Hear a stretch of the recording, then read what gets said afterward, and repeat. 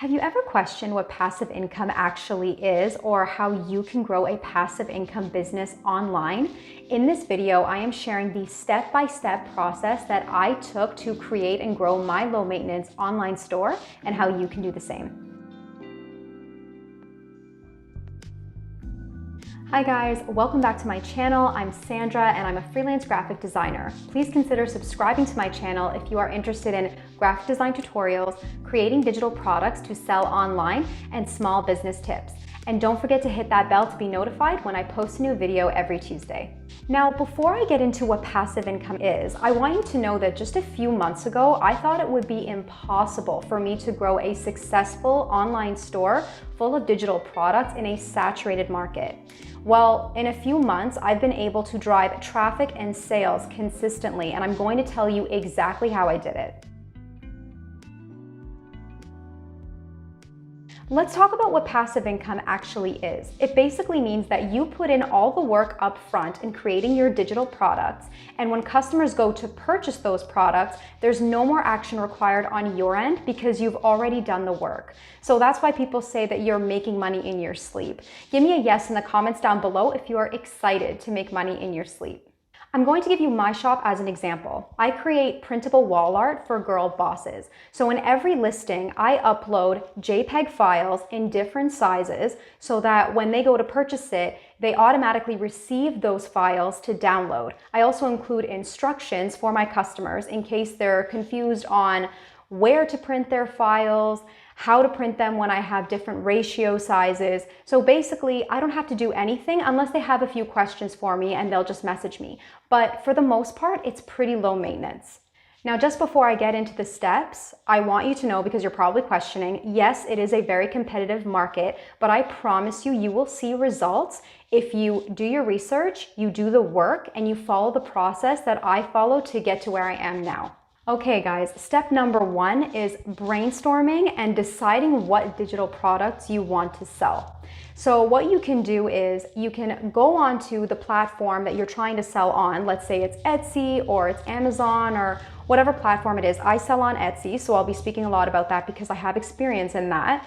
You can go on there and check what other people are selling to get inspiration and ideas on what you want to sell. There are so many options on what you can sell. You can sell wedding invitation templates, you can sell digital planners, you can sell printable greeting cards.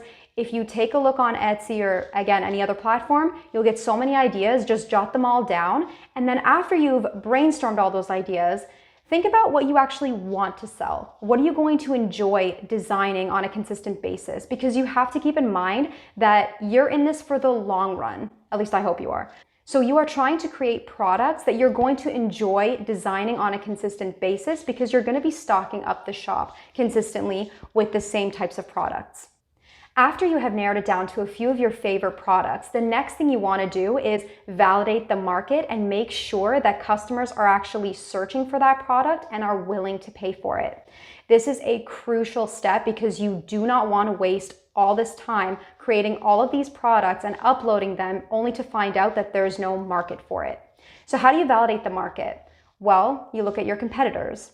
So let's say you're wanting to sell wedding invitation templates. You're going to want to go on to the platform that you're going to sell on, and you're going to take a look at the styles that people are selling, the trends, and then you're going to check what products are currently selling and getting current reviews. So if you're selling on Etsy, you can easily go to your competitors, scroll down to the bottom, check their reviews, and check what people are purchasing currently and constantly reviewing. So that'll give you an idea, and it will confirm that what you want to sell is in fact on demand.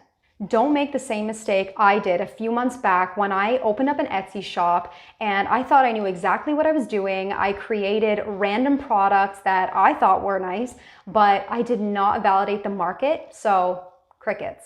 So I quit on that shop and I opened up a brand new shop, and I've been following this process that I'm sharing with you now. So going back to my example with my Etsy shop with Girl Boss Printable Wall Art, before I began, I took a look about 5 or 6 competitors and made sure that customers have been recently purchasing their items and reviewing them. So I validated the market before I started that shop. Step number 3 is do your keyword research. This is so important because this is how customers will find you.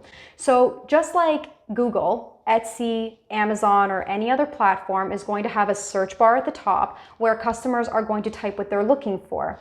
If what you're listing your products as is not aligned with what people are searching, then that platform is not going to know where to rank you or what customers to show your products to.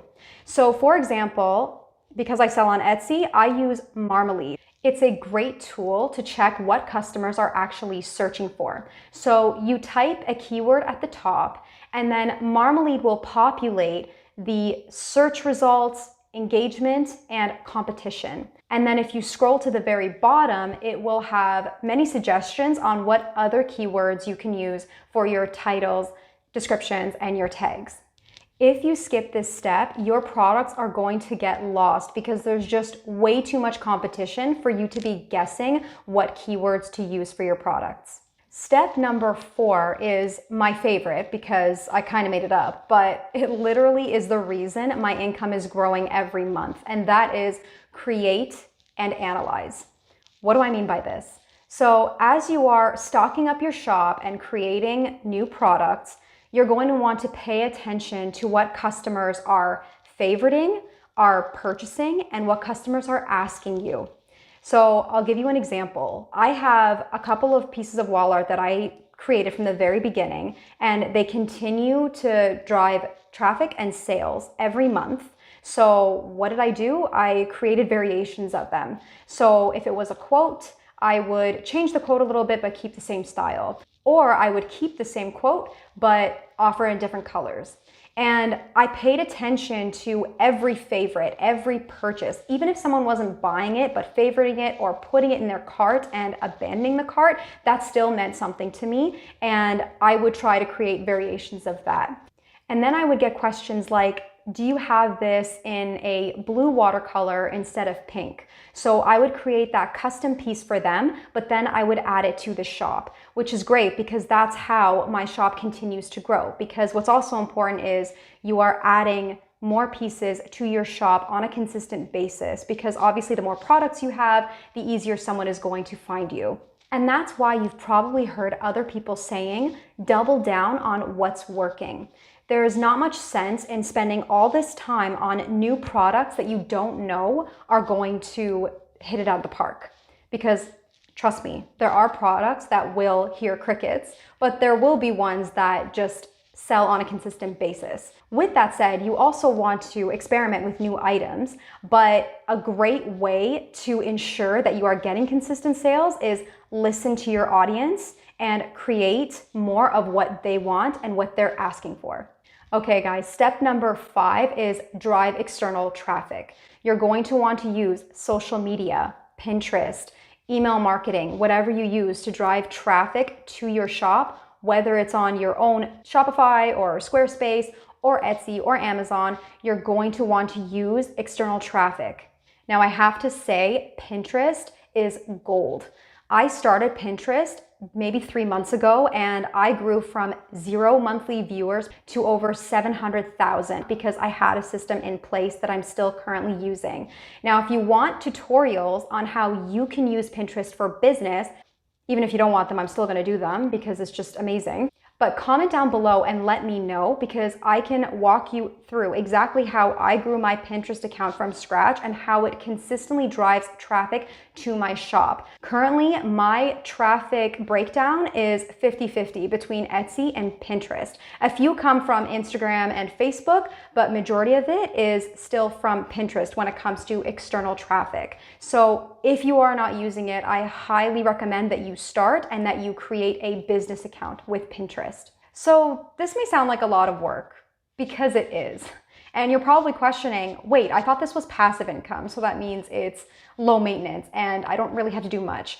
But any passive income stream that you're going to get into, you're going to need to put in the work in the beginning especially. And there's always going to be some form of maintenance as you grow. It's pretty low maintenance compared to many other industries that you could potentially get into. And you're going to be stocking up the shop. So there's always work to be done, but For the most part, it's pretty low maintenance. In the beginning, just know you are going to have to do the work, put in all the work up front, and follow those 5 steps, and I assure you, you will see results. I thought a while ago that it was just impossible for me, considering how much competition is out there, but the biggest thing is, guys, don't give up. Just keep going. It may take some time to see the results, but I promise you, if you put in the work, you will see the results. If you're just starting out and you're looking for motivation, you're wanting to stay productive and organized, I've linked my free digital planners in the description below. There's free daily planners, weekly planners, and daily notes that you can grab. So just type in your name and your email and it will automatically get sent to you.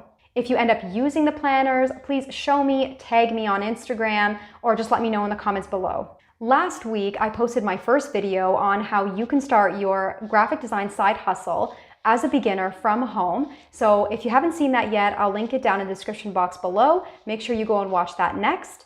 If you found this video helpful, hit that like button and don't forget to subscribe to my channel before you go. Next week, I'm going to be filming a tutorial on how I create digital products using Illustrator. You can do just the same on Canva. I'm going to be recreating my wedding invitations, and the great thing is you can use the basics that I'm going to be teaching to create many other digital products. So you're going to want to stay tuned for that. Thank you so much for watching, and I will see you next week, guys. Bye.